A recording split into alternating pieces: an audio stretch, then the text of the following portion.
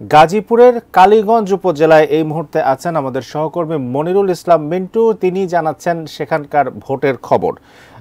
মিন্টু মিন্টু সকাল ৮টা থেকে আসলে ভোট গ্রহণ শুরু হয়েছে, ১ ঘন্টা পার হয়ে গেল।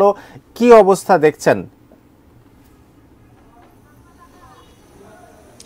গতকালকে বৃষ্টি হয়েছে এবং আজকে সকালেও কিন্তু বৃষ্টি, ফলে বলা যায় যে সকালের দিকে যারা ভোট দিতে আসবেন মনস্থির করেছেন তারা কিন্তু অনেকেই এখন আসতে পারেনি। তবে এর মধ্যে যারা বলা যায় যে একটু ফাঁকা ফাঁকাই ভোট দিয়ে যেতে চান তারা কিন্তু অনেকেই আসছেন এবং ভোট দিতে যাচ্ছেন।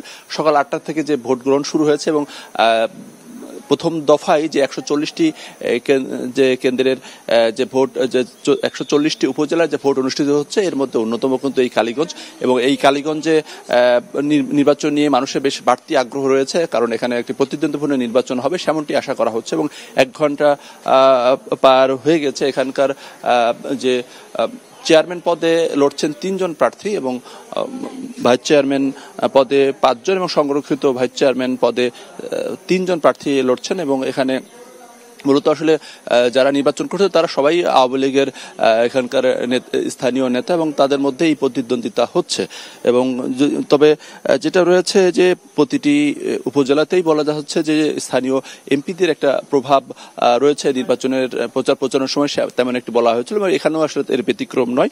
কালীগঞ্জ উপজেলার যে কালীগঞ্জের এই যে আসন, এই আসনের সংসদ সদস্য আখতারুজ্জামান এবং তার অনুসারী হিসাবে পরিচিত আশরাফ মেহেদী হাসান, তিনি এই কেন্দ্র থেকেই দুর্বাটি MU কামিল মাদ্রাসা এই কেন্দ্র থেকে আসলে তিনি ভোট দিয়ে গেছেন কিছুক্ষণ আগেই।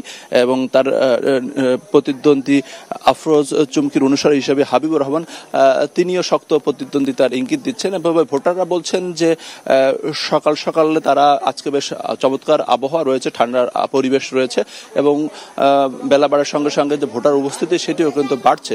এবং এখন পর্যন্ত আমরা এই কালীগঞ্জে নির্বাচন নিয়ে কোনো অপ্রীতিকর কোনো ঘটনার খবর নেই। ভোটাররা বেশ নির্বিঘ্নে এই ভোট কেন্দ্রে আসছেন এবং ভোট দিয়ে যাচ্ছেন।